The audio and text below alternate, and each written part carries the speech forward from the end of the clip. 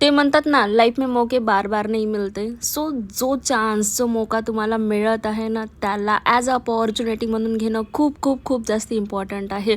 ज्यावेळेस माझा career gap झाला ड्यू टू सिटी ट्रान्सफर, मला माझा जॉब सोडावा लागला, त्यावेळेस जर मी रडत बसली असती, इकडे तिकडे हातपाय नसते मारले, तर ही जी लक्झरी आज मी एन्जॉय करत आहे ना, ती मी कधीच उपभोगू नसती शकली. बघा, जी right opportunity, right platform with right decision ज्यावेळेस तुम्ही जाता ना, तुमची लाईफ एकदम ड्रास्टिकली चेंज होऊन जाते.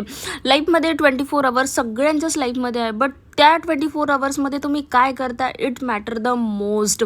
मी डिजिटल स्किल शिकले. डिजिटल स्किल्स शिकल्यानंतर इतके चांगले स्टे, इतक्या चांगल्या ट्रिप्स मी एन्जॉय करते just from the digital skills. Day 2मध्ये ज्यावेळेस आम्ही जिम कॉर्बेटमध्ये जंगल सफारीला गेलो, तर आमची मॉर्निंग इतकी फ्रेश मॉर्निंग होती.